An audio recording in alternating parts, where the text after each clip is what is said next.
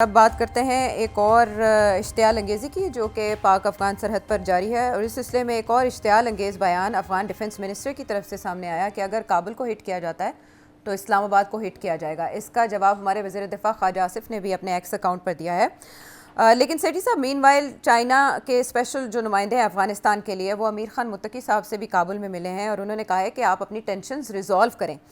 Afghan defence minister کی جانب سے یہ سٹیٹمنٹ سامنے آنا، یہ کس کی شے پر ایسے بیانات دے رہے ہیں؟ ظاہر ہے جی، کس کی شے کیا ہے، ان کے پیچھے انڈیا کھڑا ہے اور ہو سکتا ہے اسرائیل بھی کھڑا ہے، اور تو یہ تو اس قسم کے بیان آئیں گے وہاں سے۔ مگر دیکھیے نا، یہ کہتے ہیں اگر آپ نے کابل کو اٹیک کیا، اب ہم نے چن چن کے کابل میں ٹارگیٹڈ سٹرائکس کی ہیں نا، جہاں ضرورت تھی۔ جی اب یہ کہتے ہیں ہم اسلام آباد میں کریں گے، تو کر سکتے ہیں، سوئسائڈ بامبرز پہنچ سکتے ہیں اسلام آباد، ایک آدھ بالکل ہو سکتا ہے، they can do that. So I think, but بات یہ ہے کہ جب ہم نے یہ فیصلہ کیا تھا کہ اب بہت ہو گیا ہے، اب کچھ کرنا پڑے گا، یہ سن نہیں رہے ہیں اور ہمارا بہت نقصان کر رہے ہیں، آپ کو پتہ ہے ہر روز 8-10 لوگ کو مار رہے تھے، تو we had to do something, اور ہم نے بڑا افیکٹو ایکشن لیا ان کے خلاف، جی اور بھی زیادہ کر سکتے ہیں، مچ مور۔ مگر جو ایشو ہے نا کہ یہ بھی سننے والے میں سے نہیں ہے، یہ بھی لڑنے والوں میں سے ہیں، یہ کوئی نیگوشیٹ کرنے والوں میں سے نہیں ہے، یہ پرابلم آ گئی ہے نا یہاں، اور یہ ڈٹے ہوئے ہیں کہ ہم نے ڈیورنٹ لائن نہیں ہم نے ایکسیپٹ کرنی، اور یہ انہوں نے بھی وہی افغان نیشنلزم کا جھنڈا جو ہے نا وہ پکڑا ہوا ہے کہ یہ ہماری علاقے ہیں، یہ ہماری نیشنلزم ہے، ہماری ٹیریٹری ہے، ہماری سوورنٹی ہے، وغیرہ وغیرہ، جس میں یہ سارے پھر افغان اکٹھے ہو جاتے ہیں ہم دس ایشو۔ بس یہ ایشو جو ہے بہت پرانا ہے اور سب کے ذہن میں ہے یہ ڈیورنٹ لائن کا، تو اس لیے میرا خیال ہے کہ ابھی مجھے کوئی سلوشن نظر نہیں آ رہی کہ یہ ٹیبل پہ کیسے آئیں گے۔ یہ ٹیبل پہ آ بھی جاتے ہیں تو بھی اپنے آپ کو ریگروپ کرنے کے لیے یا بچنے کے لیے، but I think long term یہ مسئلہ ہے۔ اب کیسے کیا کیا جائے؟ آپ بوٹس آن گراؤنڈ آپ نہیں کر سکتے، مطلب آپ کر سکتے ہیں لمیٹڈ آپریشن، بیکاز جب امریکہ لڑ رہا تھا ان کے ساتھ تو انہیں پناہ ہم نے دی ہوئی تھی، تو اس لیے امریکہ نے ان کو ایلیمینیٹ نہیں کر سکے وہ، مگر ہم لمیٹڈ آپریشنز کر سکتے ہیں، مگر سٹل ریجیم چینج تو کرنی پڑے گی نا، اور ریجیم چینج کے لیے 2-3 چیزیں بڑی ضروری ہوتی ہیں۔ ایک یہ کہ جو کرنٹ ریجیم ہے وہ آپ اس کو ایلیمینیٹ کر دیں، مگر جو نئی ریجیم جو آئے گی کیا وہ آپ کی بات سنے گی؟ کیا وہ ہارڈ لائنرز ہوں گے یا نیگوشیٹرز ہوں گے؟ یہی مسئلہ جو امریکہ کو ایران میں لگا ہوا ہے کہ ریجیم چینج کے ساتھ بعد میں کیا ہوگا، ہم ریجیم کو تو چینج کر دیتے ہیں، وینیزویلا میں انہوں نے ریجیم چینج کر دی نا، پریزیڈنٹ کو اٹھا کے لے گئے، اور جو نئے اور جو جس کو بنایا پریزیڈنٹ وہ کوآپریٹ کر رہی ہے ان کے ساتھ، حالانکہ اور وہاں کی عوام بڑی خلاف ہے مگر وہ کوآپریٹ کر رہی ہے، اور جس قسم کی کوآپریشن چاہیے تھی اس کو مل گئی ہے امریکہ کو، تو وہ ان کا تو یہ خیال ہے کہ اسی قسم کی چیز اگر ہو جائے تو اس سے بہتر کیا ہو سکتا ہے، مگر اور ہمارا بھی یہی خیال ہے کہ اگر ریجیم چینج ہوتی ہے، کوئی ایسا وہاں پولیٹیکل سسٹم یا آپ سمجھے پولیٹیکل لیڈرشپ انسٹال ہو جاتی ہے جو کہ پاکستان کے ساتھ فرینڈلی ہو اور حسب معمول نارمل ریلیشن شپ ہو، تو that would be very good.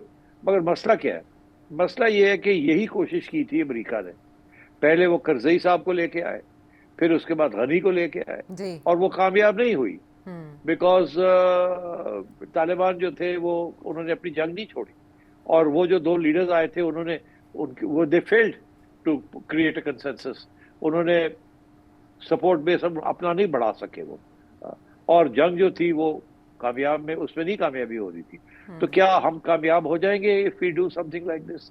تو میرا خیال ہے ابھی تو وہ سٹیج ہے جہاں اگلے نیگوشیشن راؤنڈ کے لیے تھوڑی بہت پٹائی ہو رہی ہے، جسے کہتے ہیں نا کہ سافن اپ کیا جائے، اور پھر اس کے بعد بات چیت پھر شروع کریں، اور اسی لیے جب آپ نے بھی بتایا کہ چائنا کی کوشش ہے کہ کوئی مذاکرات ہو جائیں اینڈ سو آن، تو اچھی بات ہے۔ آئی تھنک چائنا کے بہت بڑے انٹرسٹ ہیں ہمارے ہاں بھی اور ادھر افغانستان میں بھی، اینڈ ہو سکتا ہے کہ وہ ان کو سمجھا لیں، تو میرا خیال ہے آور اسٹریٹجی از کہ ان کو سافن اپ کیا جائے، تھوڑی سی پٹائی کی جائے ان کی، تھوڑی سی دھمکیاں دی جائیں ان کو، تھوڑی سی ٹائٹ کیا جائے. دیکھیں نا کافی عرصے سے تجارت بند پڑی ہے. جی. اب وہ اور ان کو ظاہر ہے سفر کر رہے ہیں وہ، اس سے کوئی شک ہی نہیں ہے. اور اوپر سے وہ جو چابہار تھا راستہ جو انڈیا کے ساتھ بننا تھا وہ بھی بند ہو گیا. جی. تو اس لیے کسی نہ کسی سٹیج پہ تو انہیں اس بات کا احساس ہوگا نا. وہاں بھی ایسے لوگ ہوتے ہیں جو سوچتے ہیں اس قسم کی چیزیں کو، اور زیادہ تر اس وقت جو لوگ ہیں وہ ایسی نہیں سوچتے مگر ہوتے ہیں ہمیشہ. اور جب حالات بہت برے ہوتے ہیں تو پھر اس قسم کی سوچ بڑھتی ہے اور یہ اہمیت ہوتی ہے اس کی کہ نہیں یار کوئی راستہ ڈھونڈیں، ہم نے بھی زیادتیاں کی ہیں، کوئی سیٹلمنٹ کرے، بڑا نقصان ہو رہا ہے عوام کا، بہت تنگی ہو گئی ہے، یہ ہو گیا وہ ہو گیا. تو آئی تھنک یہ اس طرف جائے گا یہ، اور پھر شاید ایک نیا راؤنڈ آف نیگوسیشن ہو. پھر لیٹ سی وہ نیا راؤنڈ آف نیگوسیشن کہاں تک آگے بڑھتا ہے. کیا کوئی چائنا بیچ میں بیٹھ کے کچھ سیٹلمنٹ کرواتا ہے یا نہیں کرواتا، تو we have to wait and see. اس سے پہلے جو مذاکرات کرانے کی ٹیبل پر لے کر آئے تھے وہ ترکی اور قطر تھے، لیکن ظاہر ہے مڈل ایسٹ کی سچویشن میں وہ اس وقت انگیجڈ ہیں، تو اب چائنا سامنے آیا ہے اور وہ ڈپلومیسی اور ڈائلاگ پر زور دے رہا ہے. اب دیکھنا یہ ہے کہ کابل اس کا کیا رسپانس دیتا ہے. امیر خان متقی صاحب سے ملاقات کیا رنگ لاتی ہے، کیا افغانستان ٹیبل پر آتا ہے یا کسی کی شے پر وہ ان حملوں کو اور انتقامی کارروائیوں کو ہی آگے بڑھاتا ہے. آپ نے کہا نا کہ پہلے ٹرکی اور قطر جی. وہ نیگوسیشن کر رہے تھے اور وہ کامیاب نہیں ہوئے. جی. میں آپ کو بتانا چاہتا ہوں کہ چائنا جو ہے وہ کامیاب ہو سکتا ہے. وہ قطر اور ٹرکی کے کوئی ڈائریکٹ انٹرسٹ نہیں تھے افغانستان میں، ان کے کوئی ویسٹڈ انٹرسٹ نہیں تھے. چائنا کے بہت بڑے ویسٹڈ انٹرسٹ ہیں Afghanistan, including the belt initiative, road and belt initiative, اور مائننگ اینڈ انفراسٹرکچر ڈیولپمنٹ. انہیں ساری دنیا میں انہوں نے جا کے انفراسٹرکچر ڈیولپمنٹ کی ہے، تو ان کا بہت انٹرسٹ ہے افغانستان. اور افغانستان کو بھی اس کا پتہ ہے کہ ان کی اگر کوئی اکنامک ڈیولپمنٹ میں ہیلپ کر سکتا ہے تو وہ چائنا ہے اور کوئی نہیں کر سکتا. جی. نو پاکستان، نو انڈیا، نو رشیا، کوئی نہیں کر سکتا. چائنا ہے جو کہ ان کا انفراسٹرکچر بلڈ کر سکتا ہے، ان کے ساتھ ایک لانگ ٹرم پارٹنرشپ کر سکتا ہے، جیسے انہوں نے بہت سے ممالک میں افریقہ میں بھی کیا ہے. تو آئی تھنک یہ فرق ہے کہ قطر اور ٹرکی جو فیل ہوئے دے ور جسٹ نیگوسیٹرز، وہ بٹھا کے باتیں کرنے والوں میں سے، مگر ان کے کوئی اسٹرانگ انٹرسٹ نہیں تھے افغانستان میں، اور افغانوں کو پتا تھا کہ ہوا دے چلو بیٹھ جانے مگر ان کی کوئی اہمیت نہیں ہے. کوئی افغانستان کے بھی ان کے ساتھ کوئی انٹرسٹ نہیں تھے کہ ڈپینڈنسیز نہیں تھی. چائنا کے ساتھ تو ڈپینڈنسیز ہیں بھی اور بن بھی سکتی ہیں، اس لیے I think China is a much better option.